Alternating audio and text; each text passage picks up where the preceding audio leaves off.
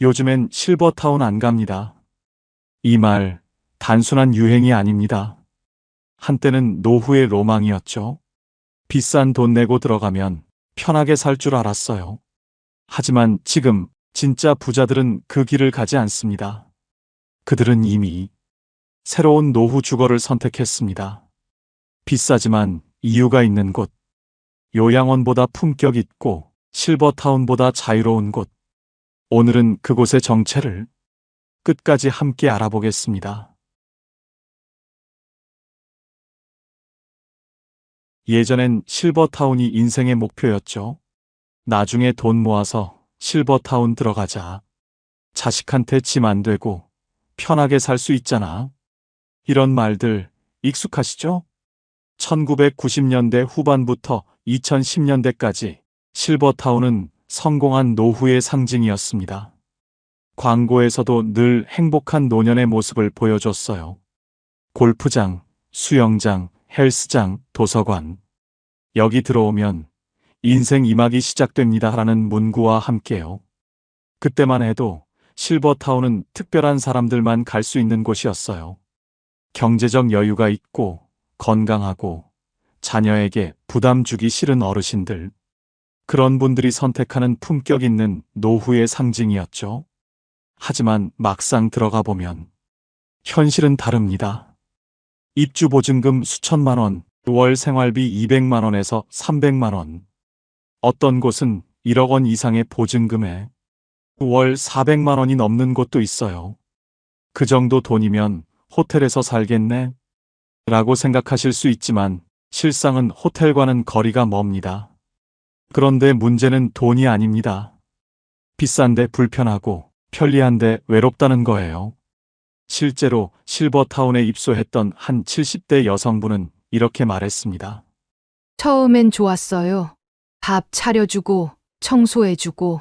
그런데 3개월 지나니까 답답하더라고요. 내가 뭘 하고 싶어도 정해진 시간에만 되고, 누구랑 친해지고 싶어도 다들 문 닫고 살아요. 아침 먹고 방 들어가면 저녁까지 아무도 안 만나요. 한 건물 안에 수백 명이 살아도 대화 한마디 없는 날이 많아요. 복도에서 마주쳐도 고개만 끄덕이고 지나갑니다. 같은 식당에서 밥을 먹어도 각자 자기 테이블에만 앉아요. 왜일까요? 실버타운은 관리에 초점이 맞춰져 있기 때문입니다. 효율적으로, 안전하게, 깔끔하게.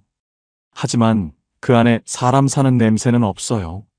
식사 시간은 정해져 있고 외출은 신고해야 하고 방문객도 제한되는 경우가 많습니다. 손주가 놀러와도 30분 이상 머물 수 없는 곳도 있어요. 관리되는 삶은 편하지만 삶의 온기가 없습니다. 게다가 건강이 나빠지면 더 큰 문제예요. 실버타운은 기본적으로 건강한 노인을 대상으로 합니다.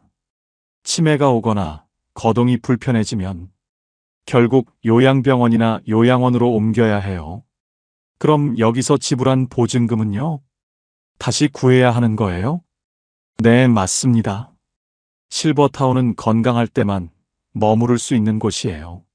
진짜 돌봄이 필요해지는 순간 다시 길을 나서야 합니다. 한 80대 남성분은 이런 경험을 털어놨어요. 아내가 치매 초기 진단을 받았어요. 그런데 실버타운 측에서 퇴소 통보를 하더라고요.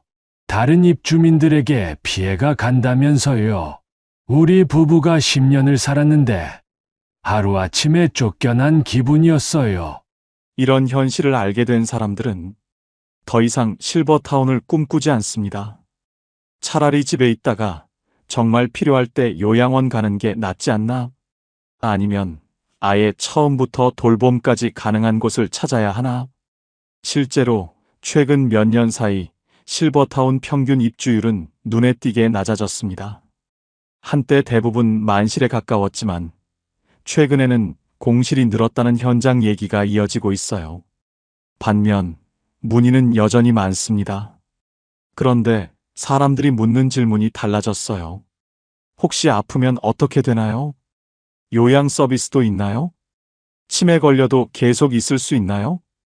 이 질문들은 실버타운이 답할 수 없는 질문들이에요. 바로 이 지점에서 새로운 선택지가 등장하기 시작했습니다. 요즘 어르신들은 달라요.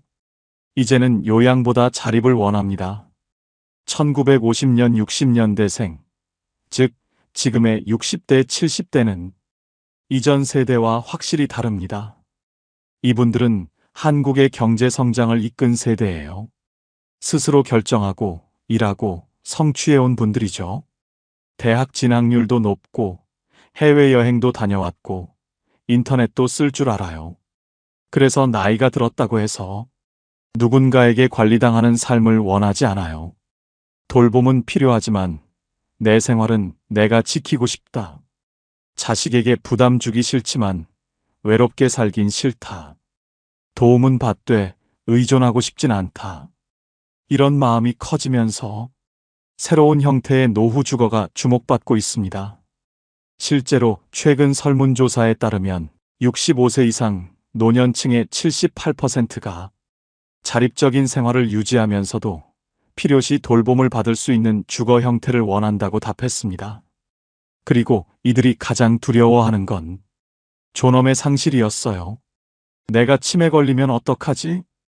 거동이 불편해지면 자식들한테 짐이 되는 거 아냐? 요양원 가면 사람 취급도 못 받는다던데. 한 70대 남성분은 이렇게 말했습니다. 형이 요양원에 있어요. 한 달에 한 번 면회 가는데 갈 때마다 마음이 아파요. 형은 평생 회사 임원이었거든요.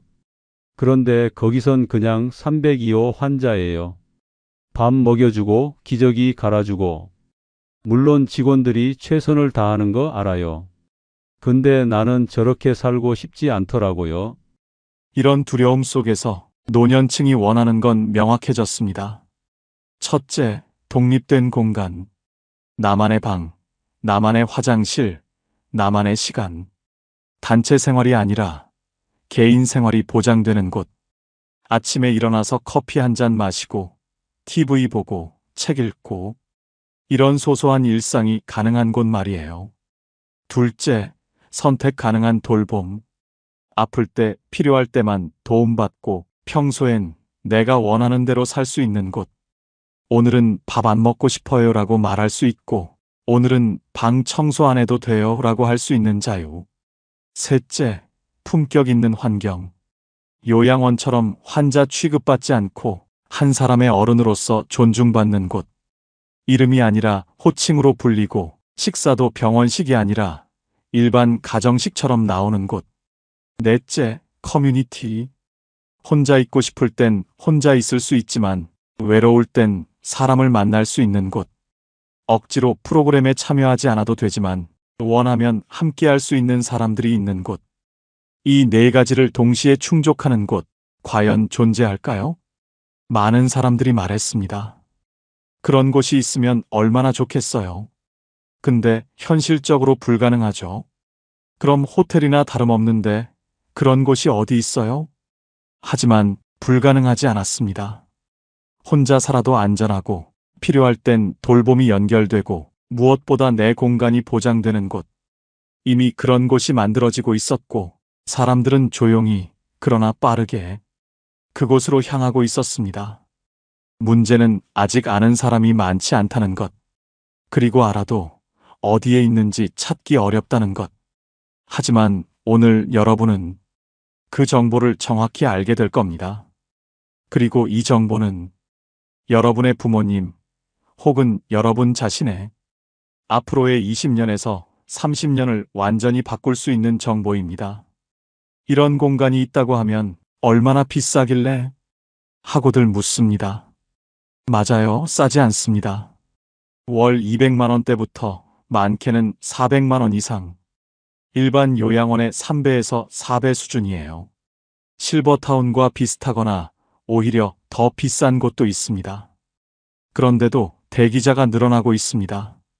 최근 1년에서 2년 사이 새 입소 문의가 몇 배로 늘었다는 얘기가 많고 일부 시설은 대기 인원이 수십 명에 달한다는 답변을 받기도 합니다. 도대체 왜? 그냥 비싼 요양원 아닌가? 아닙니다. 이곳은 요양원과는 차원이 다릅니다. 왜일까요? 돈이 있어도 자식 곁에 얹혀 살기 싫고, 실버타운은 답답하고, 요양원은 품격이 없다는 거예요.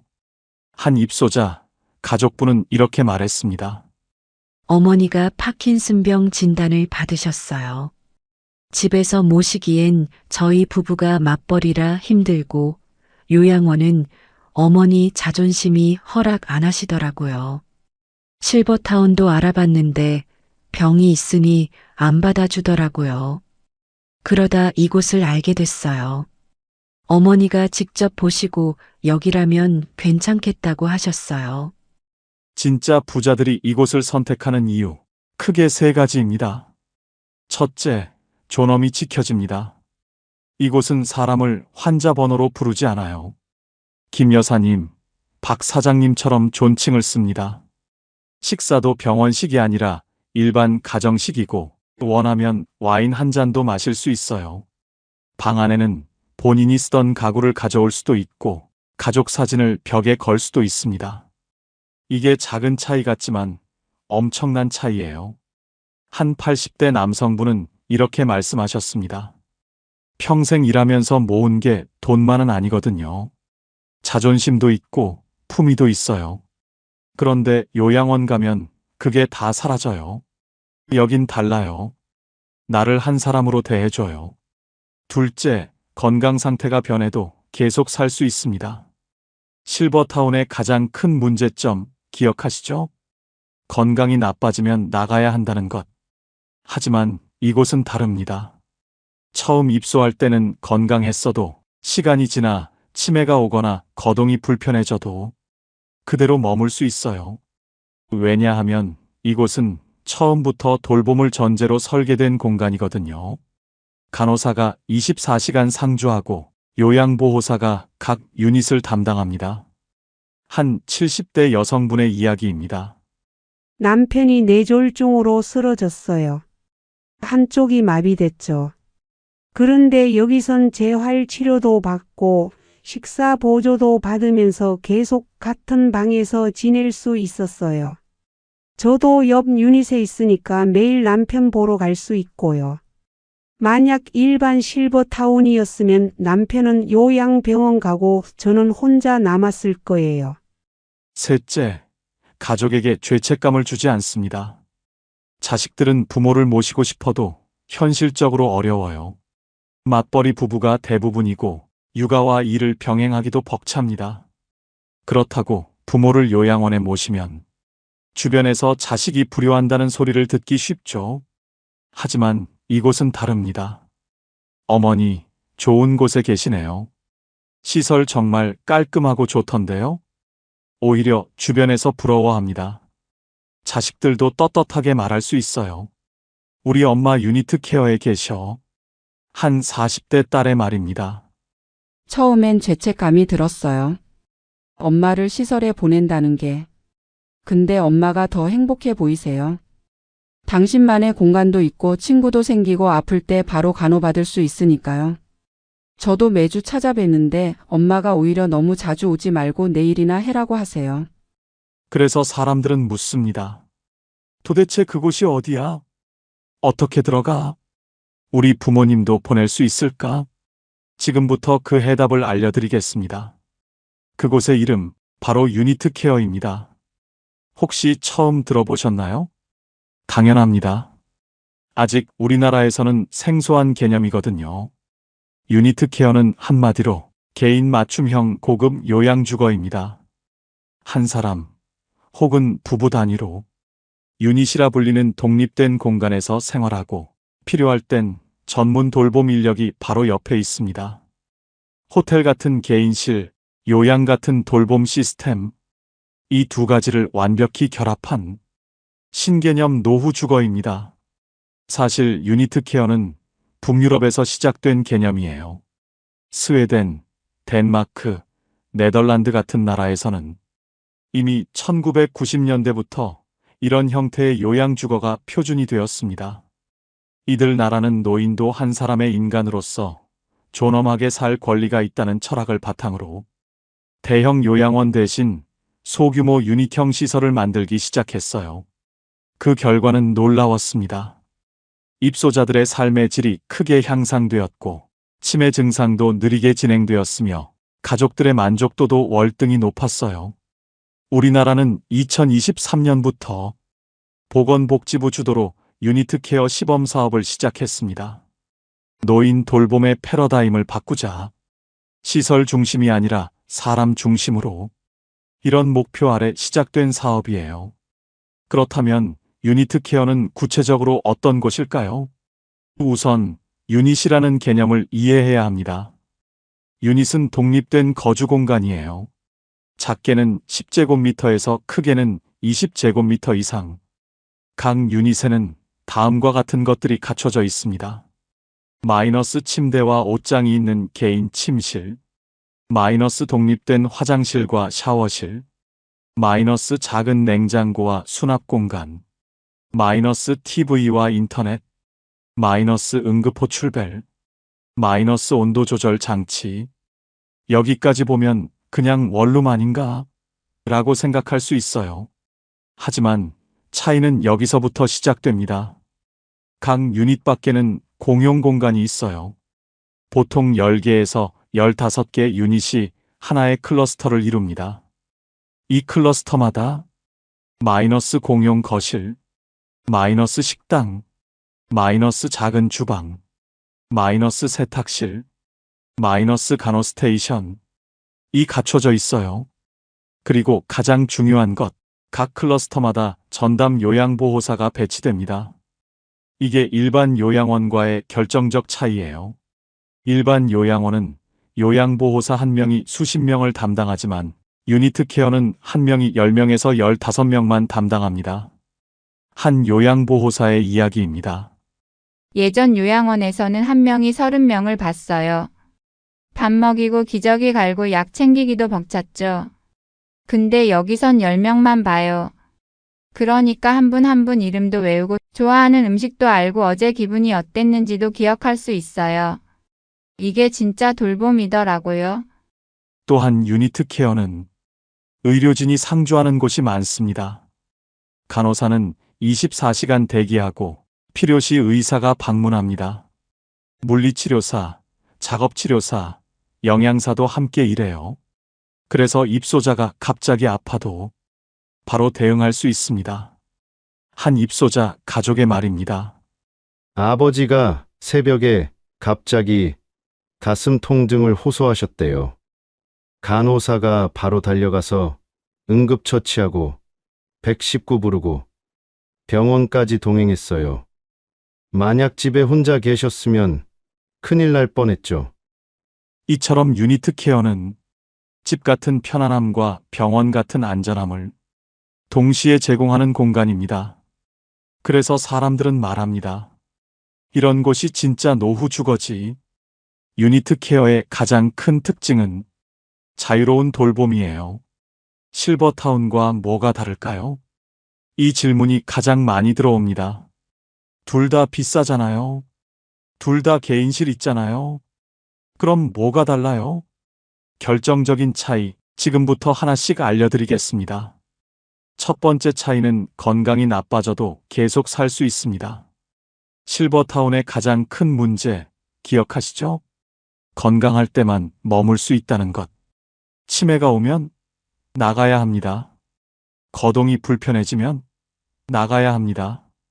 병원 입원이 잦아지면 역시 나가야 합니다. 한 실버타운 입소자의 경험담입니다. 남편이 파킨슨병 진단을 받았어요. 처음엔 괜찮았는데 점점 악화됐죠. 그러다 실버타운 측에서 통보가 왔어요. 다른 입주민 분들께 불편을 드릴 수 있어 퇴소 권고합니다라고요. 우리 부부 8년 살았는데 결국 나와야 했어요. 하지만 유니트 케어는 정반대예요. 각 유닛에는 침실, 욕실, TV, 냉장고, 응급벨이 모두 설치돼 있고 24시간 간호 인력과 요양보호사가 상주합니다. 처음 입소할 때 건강했어도 시간이 지나 치매가 오거나 거동이 불편해져도 그대로 머물 수 있어요. 왜냐하면 처음부터 돌봄을 전제로 설계된 공간이니까요. 한 유니트 케어 입소자, 가족의 말입니다. 어머니가 처음 입소하실 땐 건강하셨어요. 그런데 2년 뒤 치매 초기 진단을 받으셨죠. 저희는 이제 다른 데로 옮겨야 하나 걱정했는데 시설 측에서 괜찮습니다. 저희가 끝까지 모시겠습니다라고 하더라고요. 지금은 치매가 좀 더 진행됐지만 같은 방에서 편안히 지내세요. 두 번째 차이는 의료 서비스가 기본입니다. 실버타운에는 의료진이 없어요. 간호사가 있는 곳도 있지만 상주하지 않습니다. 아프면 본인이 알아서 병원 가야 해요. 혹은 가족이 데려가야 하죠. 심야에 갑자기 아프면 119 불러야 합니다. 하지만 유니트 케어는 다릅니다. 간호사가 24시간 상주하고 필요시 의사가 방문합니다. 물리치료사, 작업치료사도 있어요. 새벽에 갑자기 가슴이 아파도 응급벨 누르면 2분 안에 간호사가 달려옵니다. 한 입소자의 경험담이에요. 새벽 3시에 갑자기 숨이 안 쉬어지더라고요. 응급벨 눌렀더니 간호사분이 바로 오셨어요. 산소 포화도 재고, 혈압 재고 바로 응급처치 하셨죠? 그리고 119 부르고 병원까지 동행해 주셨어요. 만약 실버타운이었으면 혼자 전화기 찾느라 허둥댔을 거예요. 세 번째 차이는 소규모 커뮤니티가 형성됩니다. 실버타운은 보통 대규모예요. 한 건물에 200명, 300명씩 살아요. 그러다 보니 얼굴은 마주쳐도 이름은 모르는 사람이 대부분이죠. 복도에서 스쳐 지나가고 식당에서 마주쳐도 인사만 하고 각자 방으로 돌아갑니다. 사람은 많은데 외롭다. 실버타운 입소자들이 가장 많이 하는 말이에요. 하지만 유니트 케어는 10명에서 15명이 하나의 가족 단위로 생활합니다. 공용 거실도 아늑하고 식당도 가정집 식당처럼 작아요. 매일 같은 사람들과 얼굴 보고 자연스럽게 이야기 나누고 생일이면 함께 축하해주죠. 한 입소자, 어르신의 이야기입니다. 예전 실버타운에선 300명이 살았어요. 근데 친한 사람 하나 없었죠. 여긴 우리 유닛에 12명 살아요. 다 가족 같아요. 아침에 어제 잘 주무셨어요? 부터 시작해서 저녁에 내일 또 봐요까지. 이게 진짜 사는 거더라고요. 네 번째 차이는 돌봄 강도를 선택할 수 있습니다. 실버타운은 기본적으로 자립을 전제로 해요. 밥 차려주고 청소해주는 건 기본이지만 개인 간병이나 돌봄은 별도 비용이에요. 그것도 아주 비쌉니다. 개인 간병사를 쓰려면 하루 10만 원에서 15만 원, 한 달이면 300만 원에서 450만 원이 추가로 듭니다. 하지만 유니트 케어는 돌봄이 기본 서비스예요. 요양보호사가 각 유닛을 담당하고 필요한 만큼 도움을 받을 수 있어요. 오늘은 혼자 씻을 수 있으면 혼자 씻고, 내일은 힘들면 도움받고, 식사도 마찬가지예요. 식당에서 혼자 먹을 수 있으면 식당에서 먹고, 힘들면 방으로 가져다 드리고, 더 힘들면 식사 보조까지 해드려요. 한 요양보호사의 말입니다. 어르신들 상태가 매일 달라요. 오늘 건강하셔도 내일 컨디션이 안 좋을 수 있거든요. 그래서 저희는 매일 체크해요. 오늘은 어떠세요? 혼자 하실 수 있으세요? 필요한 만큼만 도와드리죠. 이게 진짜 맞춤 돌봄이에요. 실버타운은 기본 비용 외에 추가 비용이 정말 많아요. 개인 간병 따로, 병원 동행 따로, 특식 먹고 싶으면 또 따로, 특수 세탁도 따로예요. 월 300만 원 낸다고 끝이 아니에요. 여기저기 추가하다 보면 어느새 400만 원, 500만 원 훌쩍 넘어가죠. 그런데 유니트 케어는 기본 비용에 대부분 포함돼 있어요. 하루 세 끼 식사에 간식까지 세탁, 청소, 생활지원, 기본 간호, 요양보호까지요. 물론 의료비나 특수치료는 별도지만 일상적인 돌봄은 거의 다 포함이에요. 이게 바로 실버타운 대신 유니트 케어를 선택하는 이유입니다. 나이 들어도 품격 있게 살고 싶고, 아파도 쫓겨나지 않는 곳에서 살고 싶고, 돌봄은 받되 혼자만의 공간은 지키고 싶은 거죠. 이 모든 걸 충족하는 곳, 그곳이 바로 유니트 케어입니다. 유니트 케어는 단순한 요양시설이 아닙니다. 개인 맞춤 돌봄을 중심으로 한 새로운 노년 주거 모델이에요. 그런데 모든 유니트 케어가 똑같지는 않아요. 크게 3가지 유형으로 나뉘는데요. 각자 건강 상태와 경제적 여건에 따라 선택할 수 있어요. 하나씩 살펴볼게요. 첫 번째는 요양병원 부설형 유니트 케어예요. 이름 그대로 요양병원 안에 만들어진 유니트 케어죠. 의료진이 상주하고요. 재활치료랑 간호 중심의 돌봄을 제공합니다. 여기는 누가 들어갈 수 있냐면요. 장기요양 등급 1등급에서 5등급을 받은 분들만 입소할 수 있어요. 장기요양 등급이 뭔지 모르시는 분들 많으실 텐데요. 국민건강보험공단에서 평가하는 돌봄 필요도 등급이에요. 쉽게 말하면 얼마나 돌봄이 필요한지 판정하는 거죠. 1등급이 가장 중증이고요. 5등급이 가장 경증입니다. 요양병원 부설형의 가장 큰 장점은 뭐냐면요. 요양보험이 적용된다는 거예요. 그래서 본인 부담금이 상대적으로 적습니다. 월 60만 원에서 150만 원 정도. 물론 등급이랑 소득 수준에 따라 달라지긴 하지만요. 일반 유료 요양병원보다는 훨씬 저렴해요. 한 가족분이 이런 이야기를 하셨어요. 아버지가 뇌졸중으로 쓰러지셨대요. 한쪽 팔다리를 못 쓰시게 됐죠. 장기요양 1등급 판정받고 유니트 케어 요양병원에 입소하셨답니다. 월 비용은 120만 원 정도 나오는데요. 개인실에서 지내시고 매일 재활치료 받으시고 간호사분들이 24시간 케어해 주신대요. 일반 요양병원이었으면 다인실에서 지내셨을 거래요. 두 번째는 요양원형 유니트 케어입니다. 이건 일상생활은 가능한데 돌봄이 필요한 어르신들을 위한 형태예요. 역시 장기요양 등급자만 들어갈 수 있고요. 요양보호사가 상주하면서 24시간 케어가 기본으로 제공됩니다. 요양병원 부설형이랑 뭐가 다르냐면요. 의료보다는 생활 돌봄에 더 초점이 맞춰져 있어요. 병원 같은 느낌보다는 집 같은 느낌이 더 강하죠. 식사 도움, 목욕 도움, 화장실 이용 도움, 이런 일상생활 지원이 중심이에요.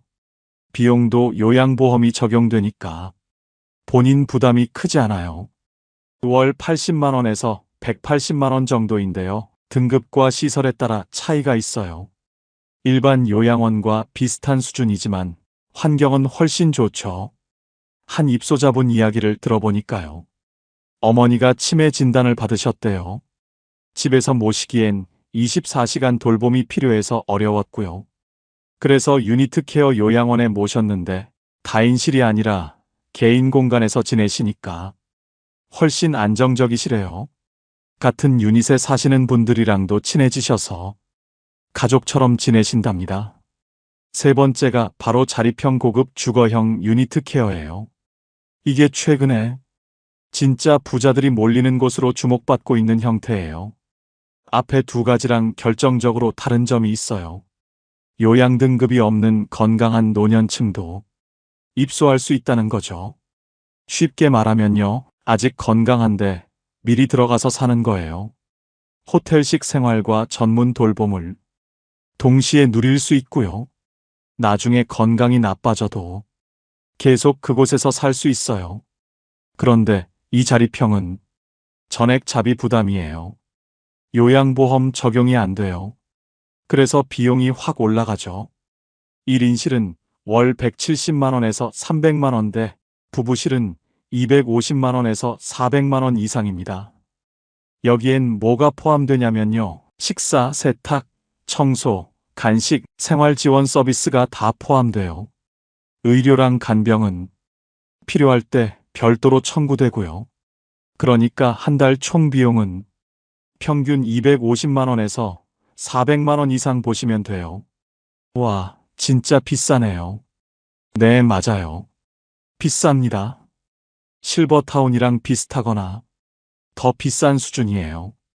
그런데도 사람들이 몰리는 이유가 있어요. 실버타운은 건강할 때만 있을 수 있잖아요. 아프면 나가야 하고요.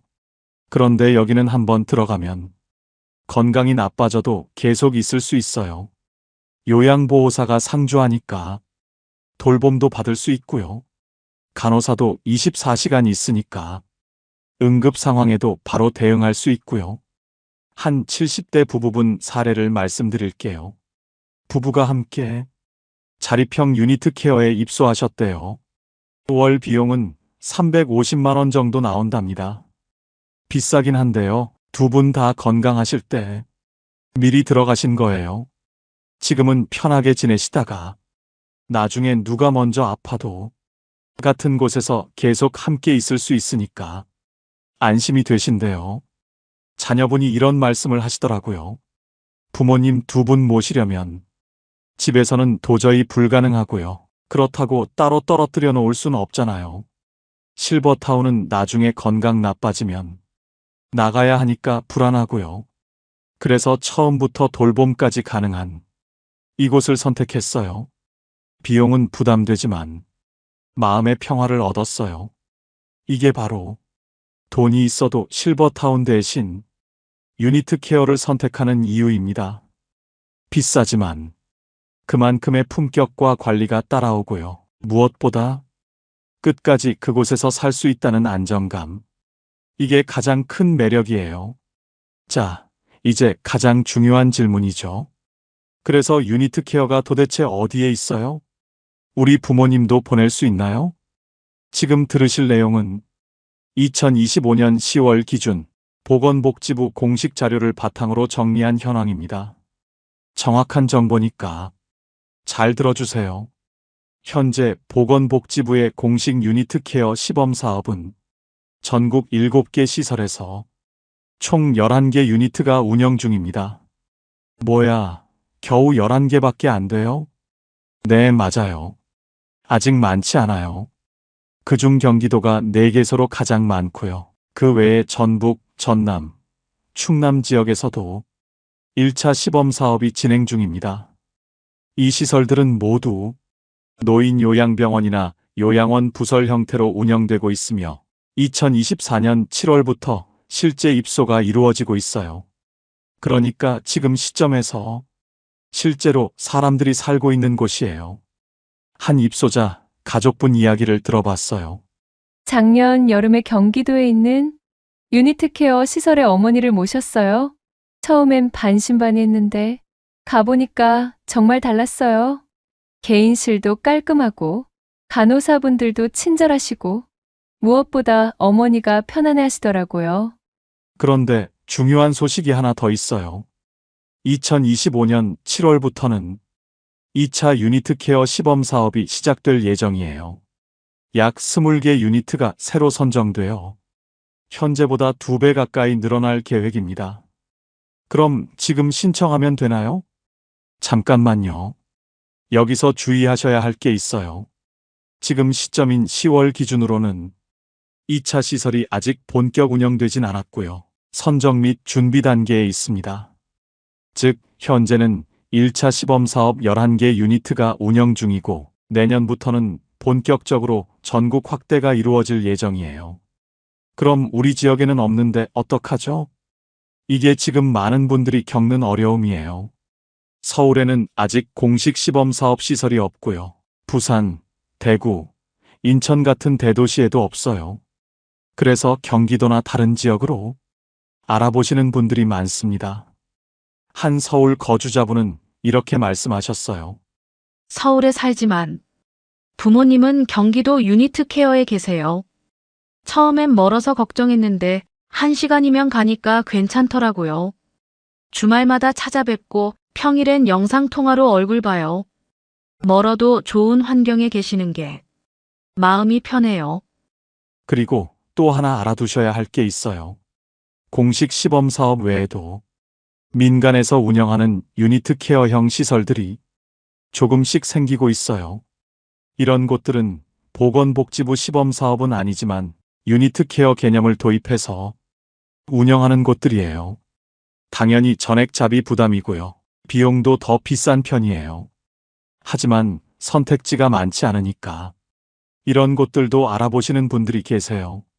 그럼 어떻게 찾아요? 일단 가장 확실한 방법은 보건복지부나 국민건강보험공단 홈페이지에 올라온 유니트 케어 시범사업 공지문을 확인하는 거예요.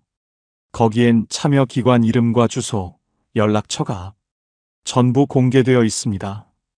참여시설 목록을 확인하셨다면 해당 시설에 직접 전화로 문의하시면 됩니다. 현재 입소 가능 여부, 대기 상황, 비용 등을 상담받으실 수 있어요. 입소하려면 어떻게 해야 하나요?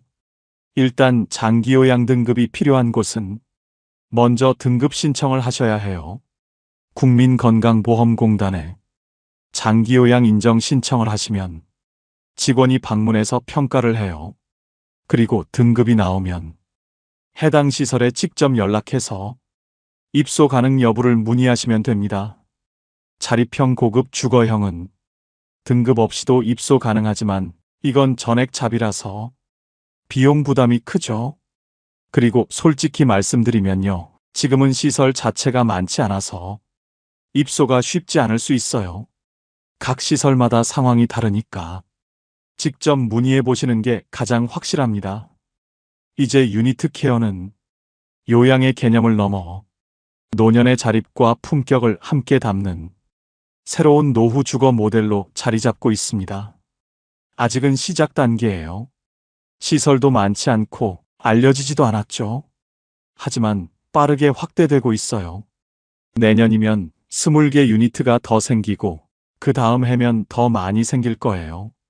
지금은 경기도, 전북, 전남, 충남 이 지역들에만 있지만 머지않아 전국 어디서나 유니트 케어를 선택할 수 있는 날이 올 거예요. 그때가 되면 노후의 기준이 완전히 바뀔 겁니다. 실버타운이 아니라 유니트 케어. 이게 새로운 표준이 되는 거죠. 유니트 케어는 단순한 시설이 아닙니다. 돌봄, 자립, 품격. 이 세 가지를 동시에 지키는 노년의 새로운 주거예요. 지금까지 우리는 노후를 준비할 때 항상 선택을 강요받았어요. 집에서 자식과 살 것인가, 시설로 갈 것인가, 편안함을 택할 것인가, 자유를 택할 것인가. 이 모든 게 양자택일의 문제였죠. 하지만 이제는 달라졌습니다. 유니트 케어는 이 모든 걸 함께 가질 수 있는 곳이에요. 실버타운보다 비싸지만 그만큼 삶의 질이 다릅니다. 예전엔 노후가 버티는 시간이었어요. 건강 버티고, 외로움 버티고, 자식한테 짐 안 되려고 버티고. 하지만 이제는 누리는 시간이 되어야 해요. 나이가 들어도 나로 살 수 있는 시간. 유니트 케어가 제시하는 건 바로 이런 노후예요. 물론 아직 갈 길이 멉니다. 전국에 겨우 11개 유니트밖에 없으니까요. 하지만 시작이 중요합니다. 10년 전만 해도 1인실 요양원은 상상도 못했어요. 5년 전만 해도 유니트 케어라는 말조차 몰랐어요. 그런데 지금은 보건복지부가 직접 나서서 새로운 모델을 만들고 있어요.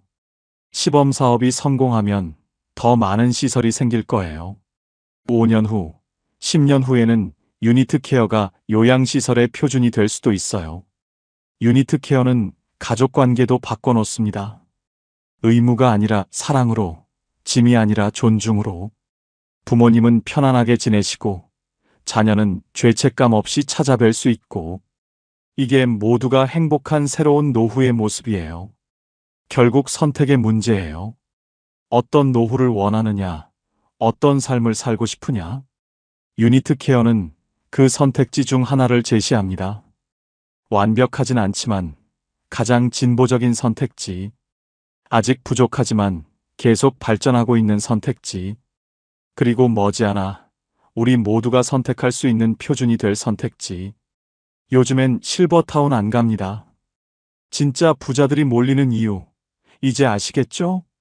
비싼 이유가 분명한 곳, 유니트 케어.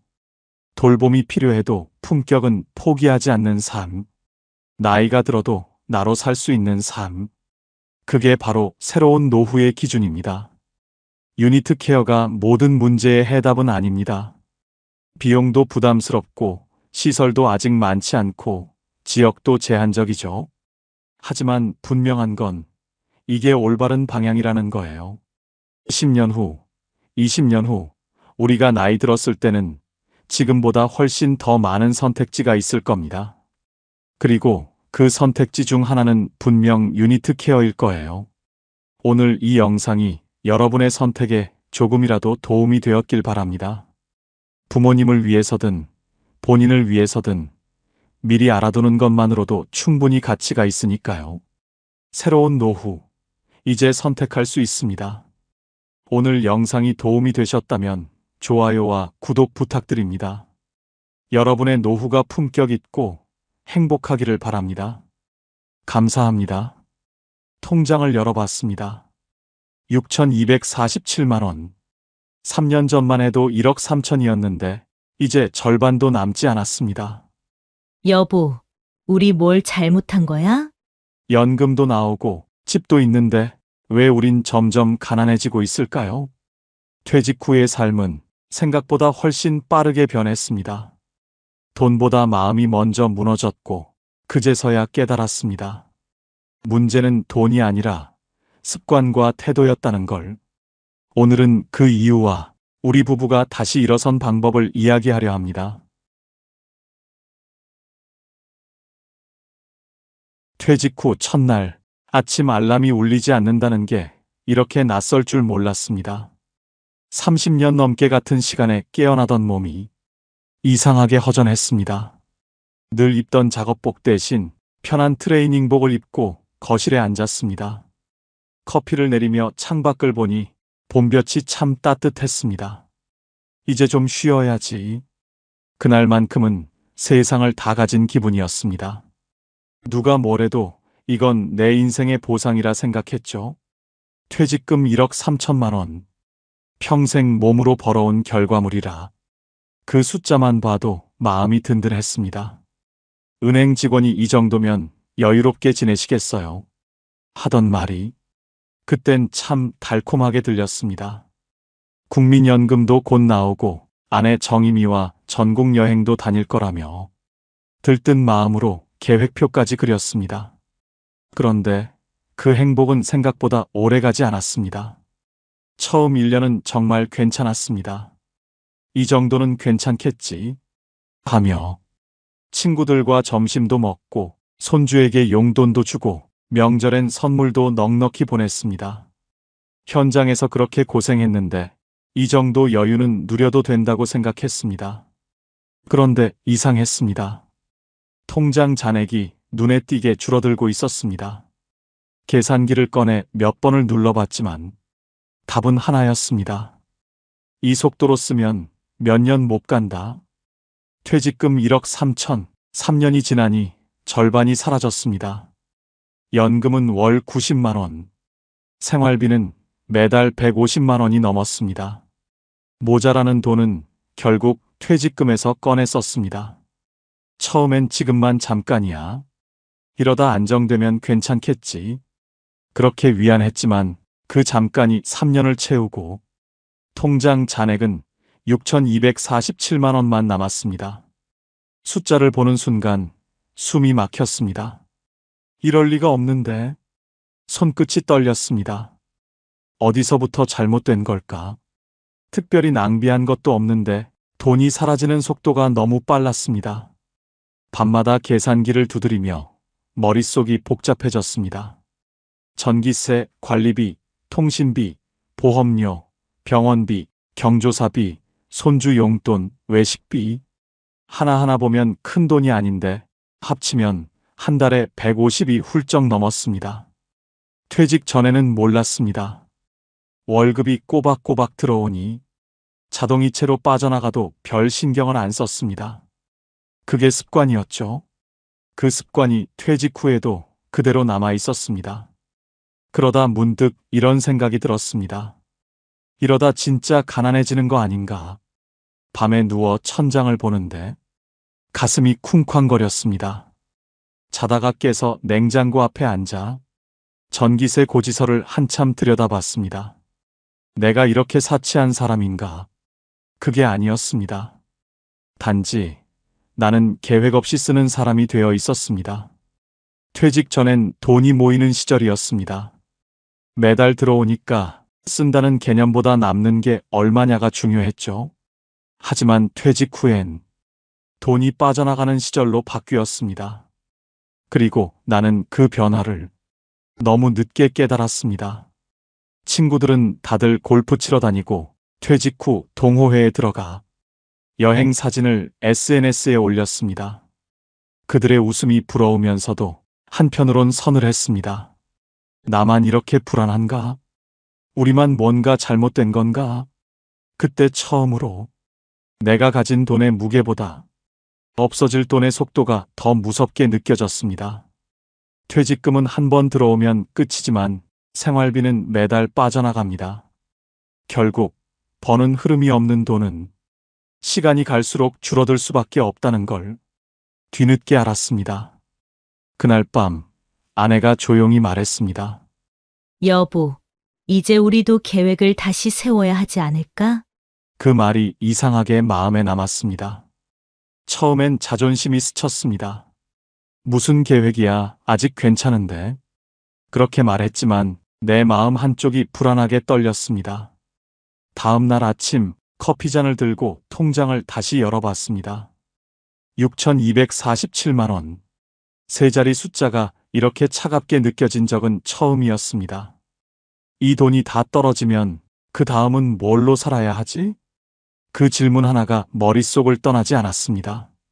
돈보다 무서운 건 돈이 줄어드는 이유를 모르는 상태로 사는 거였습니다.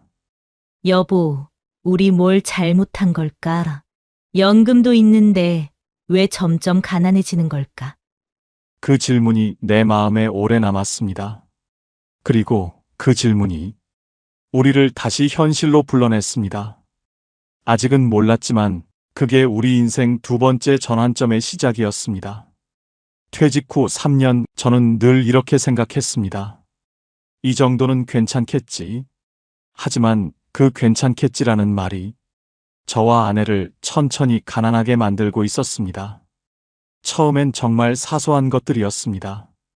점심 한 번쯤은 친구들과 나가서 먹고, 손주 생일이면 장난감 하나 사주고, 명절이면 고기 세트 하나쯤 보내주고, 이 정도는 괜찮잖아. 평생 벌어온 건데. 그렇게 스스로를 안심시켰습니다. 하지만 그 이 정도라는 말이 매달 매년 쌓이니 결국 큰 금액이 되어 있었습니다. 어느 날은 통장을 들여다보다가 하루 동안 3번이나 문자 알림을 받았습니다.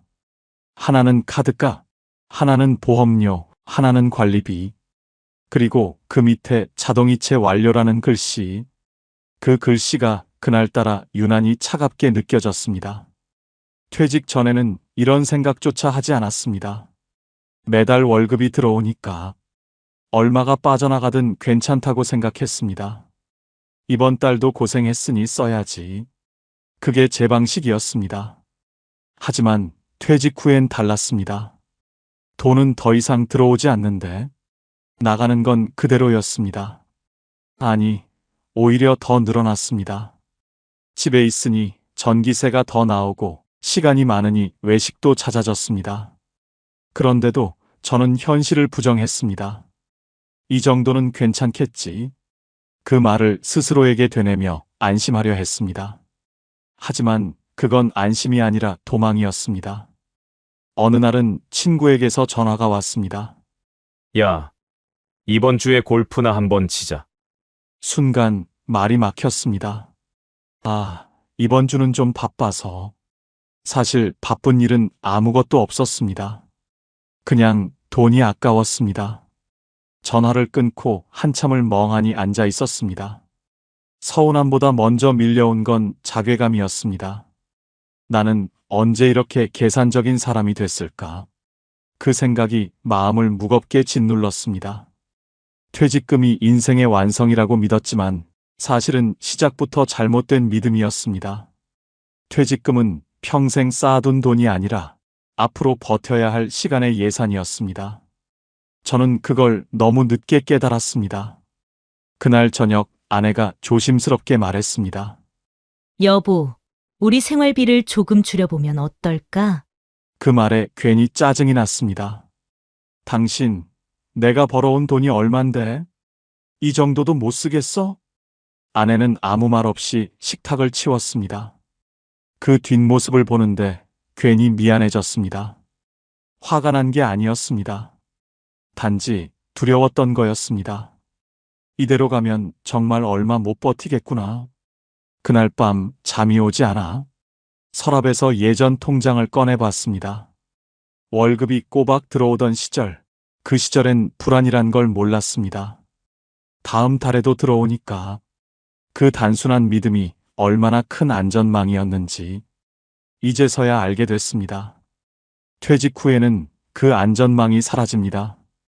그걸 모르고 살았던 게 제 가장 큰 착각이었습니다. 저는 늘 이렇게 생각했습니다.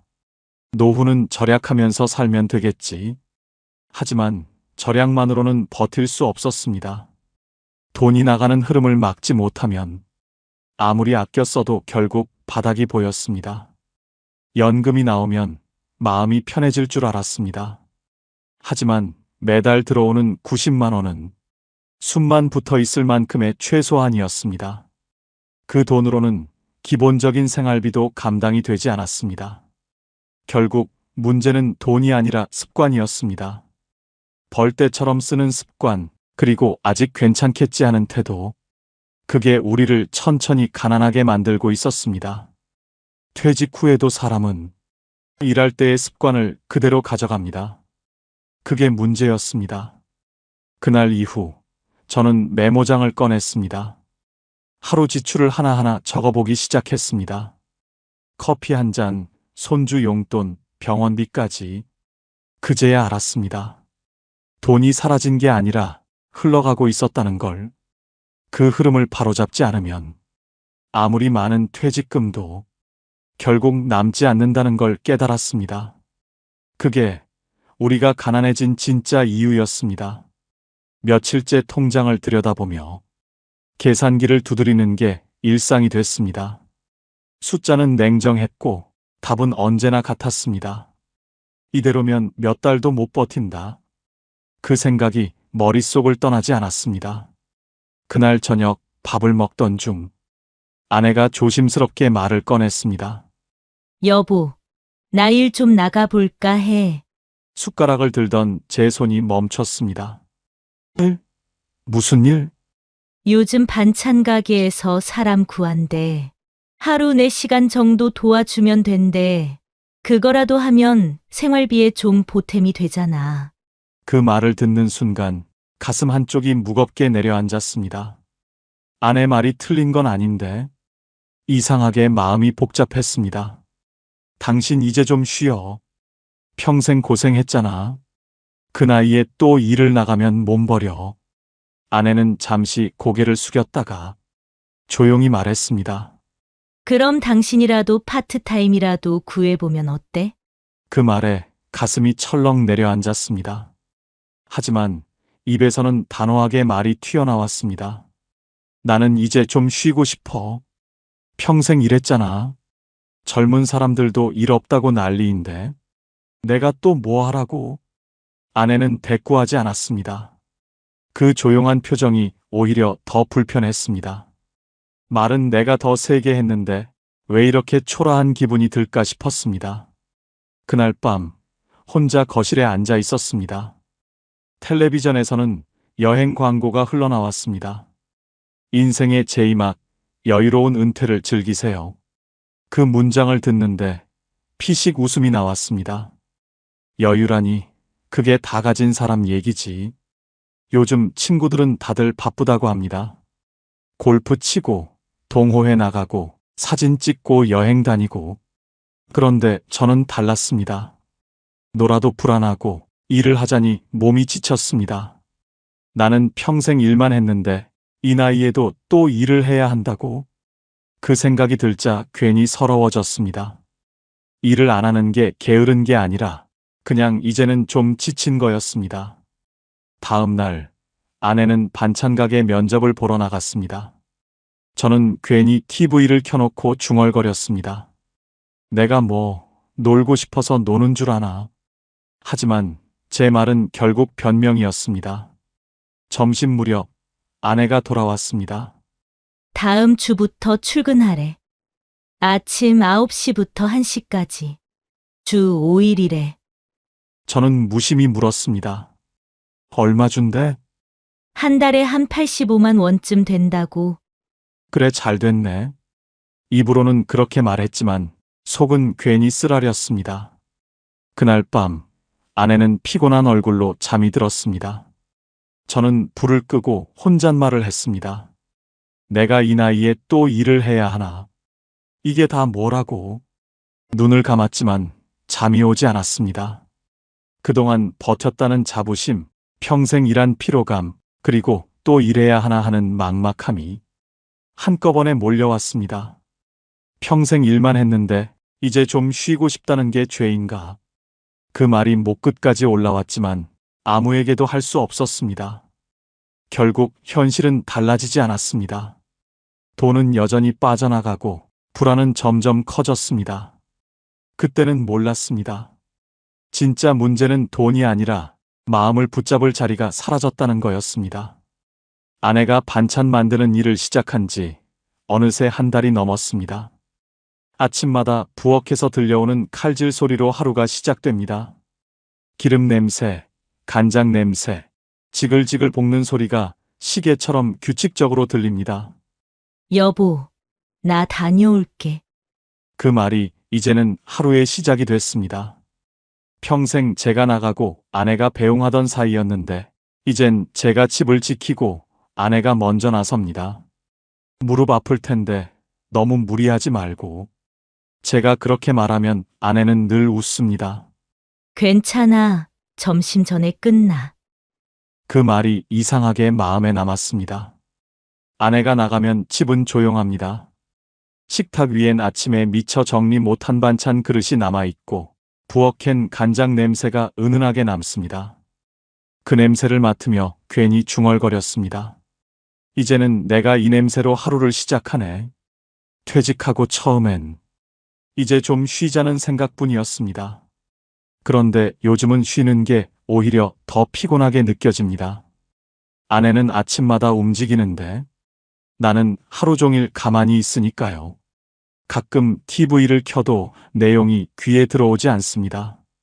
계산기만 만지작거리다가 덮어두길 반복했습니다. 이러다 나만 늙는 거 아닌가? 그런 생각이 문득 들었습니다. 점심쯤 현관문이 열립니다. 아내가 돌아온 겁니다. 다녀왔어. 손에는 반찬 냄새가 배어 있고 피곤한 얼굴인데 이상하게 밝습니다. 오늘 어묵볶음 만들었는데 사장님이 나보고 손 빠르대.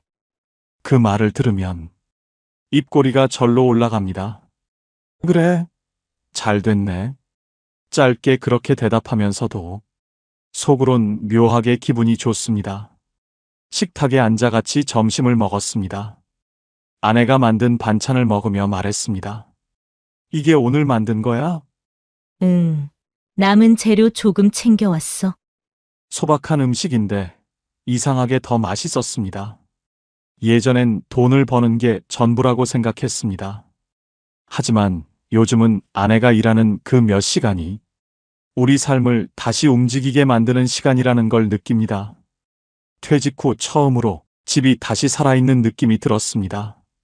냄새로, 웃음으로, 목소리로. 그게 다 아내가 만들어낸 온도였습니다. 사는 건 결국 누가 오래 버티느냐의 싸움이구나. 그날 그렇게 생각했습니다. 그리고 그 싸움을 아내가 조용히 이기고 있다는 걸 깨달았습니다. 아내가 반찬 만드는 일을 시작한 뒤로 집이 달라졌습니다. 매일 똑같던 공기가 조금씩 다시 살아나는 것 같았습니다. 나는 그대로인데 세상은 다시 움직이고 있었습니다.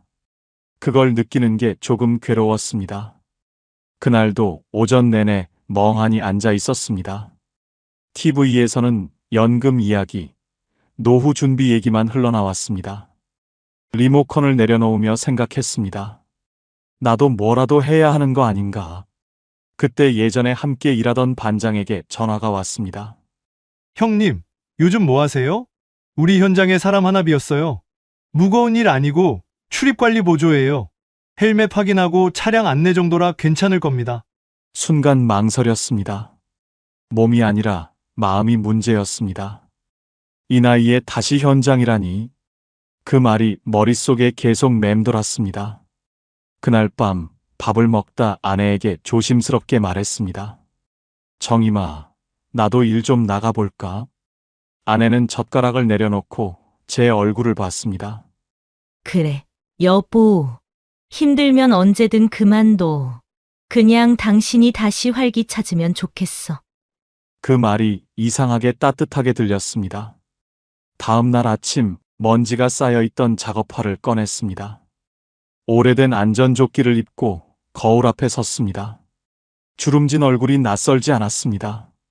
그래, 아직 할 수 있지. 그렇게 스스로에게 말했습니다. 현장에 도착하니 젊은 얼굴들이 많았습니다. 형님, 이쪽에 서서 안전모 확인 좀 부탁드릴게요. 그 말에 고개를 끄덕이며 자리를 잡았습니다. 일은 단순했습니다.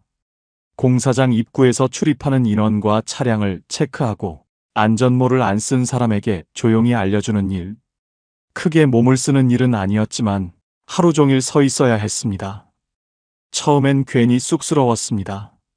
예전엔 현장을 이끌던 사람이었는데 이젠 출입을 지키는 사람이라니. 삶이 이렇게 돌 수도 있구나 싶었습니다. 그런데 이상했습니다. 하루가 지나고 나니 그 단순한 일 속에서도 이상하게 마음이 편안했습니다. 누군가에게 형님 수고하셨습니다. 그 한마디가 그렇게 따뜻할 줄 몰랐습니다. 점심시간에 반장이 다가와 말했습니다. 형님, 오랜만인데도 꼼꼼하시네요. 덕분에 현장 분위기가 좋아요. 그 말에 피식 웃음이 났습니다. 별일 아닌 칭찬인데 이상하게 가슴이 뭉클했습니다. 퇴근 후 작업복 주머니에서 명찰을 꺼내며 생각했습니다. 이게 뭐라고 이렇게 마음이 놓이지? 하루 종일 서 있었지만 왠지 모르게 몸이 가벼웠습니다. 집에 돌아오니 아내가 말했습니다. 오늘 어땠어? 별일 없었어. 그냥 서 있는 일인데 그래도 나를 부르는 사람이 있다는 게 좋더라. 그 말이 제 입에서 저절로 나왔습니다. 샤워를 마치고 거울을 봤습니다. 피곤한 얼굴인데도 묘하게 생기가 돌았습니다. 돈을 버는 게 아니라 버틸 힘을 벌고 있는 거였구나. 퇴직 후 처음으로 집으로 돌아가는 길이 가볍게 느껴졌습니다. 낮은 햇살 아래 현장 입구에서 흔들리던 주황색 조끼가 이상하게 자랑스럽게 느껴졌습니다. 며칠 전 아들한테 전화가 왔습니다. 아버지, 저 결혼하려고요. 그 한마디가 그렇게 반가울 수가 없었습니다. 그래, 잘 됐다. 짧은 대답이었지만 가슴이 뭉클했습니다. 그동안 걱정이 많았거든요. 취업도 늦고 혼자 산 지 벌써 몇 해. 이제야 제 길을 찾는구나 싶었습니다. 그날 저녁 아내에게 말했습니다. 우리 아들 결혼한대. 아내는 잠시 멈칫하더니 그래, 그럴 때가 됐지. 하고 웃었습니다. 그 미소 속엔 기쁨도 있었고 어딘가 불안한 기색도 보였습니다. 며칠 뒤 아들이 예비 며느리를 데리고 왔습니다. 단정하고 예의 바른 아이였습니다. 밥상머리에 앉아 이런저런 이야기를 하다 아들이 조심스럽게 말을 꺼냈습니다. 아버지, 조금만 도와주세요. 그 말이 마음에 걸렸습니다. 아내가 먼저 웃으며 말했습니다. 그래, 걱정하지 마. 우리가 도와줄게. 그 말이 참 자연스럽게 나왔는데 내 마음은 복잡했습니다. 그날 밤 나는 통장을 열었습니다. 잔액은 6,247만 원. 퇴직한 지 3년 만에 이렇게 줄어 있었습니다. 이걸로 얼마나 버틸 수 있을까? 손끝이 식어갔습니다. 결혼식비, 예단, 예물, 신혼집 보증금. 그중 어느 하나도 가볍지 않았습니다. 아내는 5천만 원이면 웬만한 건 해결될 거야. 라고 했지만 그 숫자가 너무 크게 느껴졌습니다. 며칠 동안 계산기를 두드렸습니다. 한 번은 3천만 원까지만, 한 번은 4천만 원까지 줄여봤습니다. 그래도 부족했습니다. 결국 5천만 원이라는 숫자 앞에서 멈췄습니다. 은행에 가는 날 현금 인출기 앞에서 잠시 서 있었습니다. 화면에 뜬 금액을 보며 그래, 이건 아버지로서 해야 할 일이다. 그렇게 스스로를 설득했습니다. 송금 버튼을 누를 때 손끝이 살짝 떨렸습니다. 결혼식 날은 참 좋았습니다. 아들이 단정한 정장을 입고 서 있는 모습을 보는데 그동안의 시간들이 한꺼번에 스쳤습니다. 아들이 처음 걸음마 떼던 그때, 처음 소풍 가던 날, 그리고 이 녀석이 초등학교에 입학하던 날까지. 그래, 이건 돈으로 따질 수 없는 일이지. 그 순간만큼은 진심으로 그렇게 생각했습니다. 식이 끝나고 집으로 돌아오는 길, 아내가 조용히 말했습니다. 그래도 잘 끝났네. 응, 근데 이제 우리 통장 비었겠네. 거의 그렇지. 그래도 후회는 안 하지? 아니, 그건 없지. 말은 그렇게 했지만 속으로는 뭔가 내려앉는 느낌이 들었습니다. 집에 와서 통장을 열었습니다. 잔액 1,200만 원. 이게 전부구나. 그제야 실감이 났습니다. 그동안은 남아있는 돈을 시간처럼 여겼는데 이젠 그 시간조차 얼마 남지 않았습니다. 밤이 깊어갈수록 생각이 많아졌습니다. 퇴직금 1억 3천. 그게 줄어든 게 단지 세월 때문이 아니었습니다. 계획 없이 썼기 때문이었습니다. 쓸 땐 이유가 있었지만 흐름이 없으니 금세 바닥이 보인 거죠. 아내가 조용히 물었습니다. 이제 어떡할까? 이제는 진짜 계획 세워야지. 그럼 다음 달부터라도 같이 정리해볼까? 그래, 우리 둘이 머리 맞대자. 그날 밤 나는 천장을 바라보다가 문득 생각했습니다. 돈을 버는 시절이 끝났다면 이제는 버티는 법을 배워야 한다. 그 생각이 이상하게 마음을 편하게 했습니다. 돈은 줄었지만 앞으로 어떻게 살아야 할지 처음으로 길이 보이기 시작했습니다. 결혼식이 끝나고 며칠이 지났습니다. 아들의 신혼여행 사진이 톡으로 하나둘 올라왔습니다. 바다 위로 빛이 반짝이고 웃는 얼굴에는 걱정이 없었습니다. 그 사진을 보며 저도 웃었지만 손끝은 여전히 묵직했습니다. 통장을 열었습니다. 잔액은 1,200만 원. 숫자는 분명했지만 이 돈이 어디로 흘러가야 할지 막막했습니다. 돈보다 더 두려운 건 방향이 없는 상태였습니다. 퇴직 후 처음엔 괜찮았습니다. 이 정도면 버틸 수 있겠지. 그렇게 스스로를 안심시켰지만 결국 돈은 생각보다 훨씬 빠르게 줄었습니다. 그동안은 쓰는 이유만 있었지 지키는 방법은 없었습니다. 그날 밤 계산기를 꺼냈습니다. 생활비, 공과금, 관리비, 보험료, 병원비, 용돈. 적어도 한 달에 150만 원은 필요했습니다. 이러면 8개월이면 끝이네. 혼잣말이 새어나왔습니다. 그 말을 스스로 듣고 나니 이제는 정말 달라져야겠다는 생각이 들었습니다. 그때 문득 떠올랐습니다. 돈은 모으는 게 아니라 흐름을 만들어야 하는 거구나. 지금까진 한 통장에 모든 돈이 섞여 있었습니다. 쓸 이유는 다 달랐는데 돈은 한 줄로만 흘렀습니다. 그게 문제였습니다. 그날 밤 노트를 꺼냈습니다. 그리고 동그란 원 4개를 그렸습니다. 각각의 이름을 붙이기 시작했습니다. 첫 번째 원에는 생활비 주머니라고 썼습니다. 매달 나가는 고정지출, 살기 위해 꼭 써야 하는 돈입니다. 이건 어쩔 수 없는 돈이니 매달 일정액을 고정으로 빼두기로 했습니다.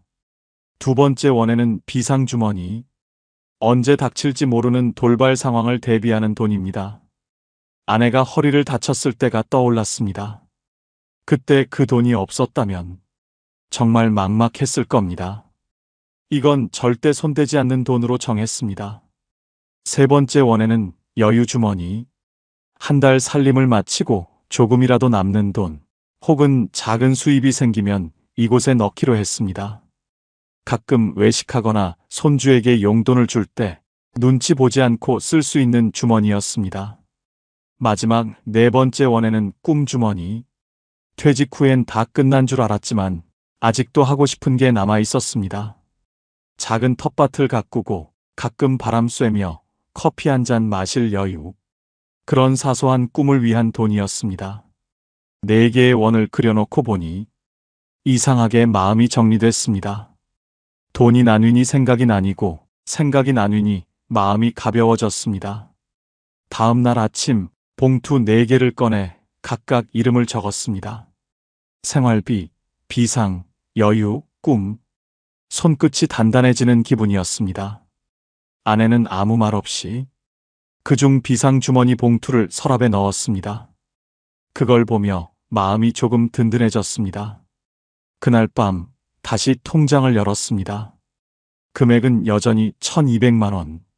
하지만 이번에는 그 숫자가 작게 느껴지지 않았습니다. 이제는 어떻게 써야 할지 방향을 세웠으니까요. 돈은 여전히 많지 않았지만 적어도 이제부터는 흐름을 만들어 보려 합니다.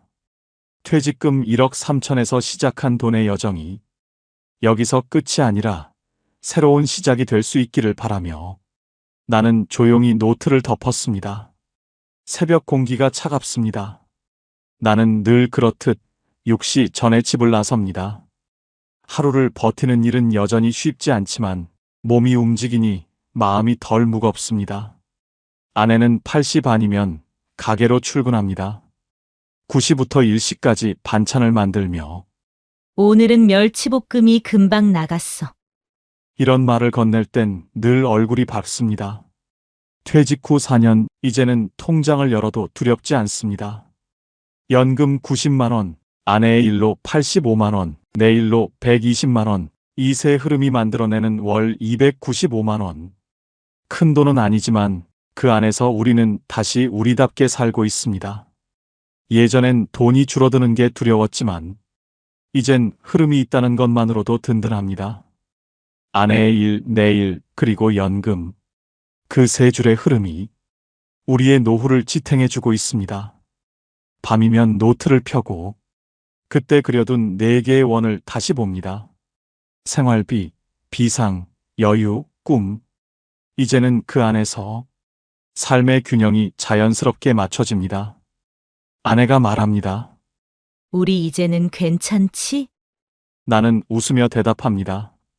그래, 우린 버티는 법을 배웠잖아. 퇴직금 1억 3천에서 시작한 삶이 이제는 숫자가 아닌 태도의 문제가 되었습니다. 돈은 줄었지만 마음은 단단해졌습니다. 그리고 나는 노트 마지막 장에 조용히 이렇게 적습니다. 버티는 사람은 결국 이기는 사람이다. 끝까지 버티는 사람, 결국 평화를 얻는다. 당신의 하루에도 작은 위로가 되었길 바랍니다. 구독과 좋아요는 다음 봄날을 이어가는 힘이 됩니다.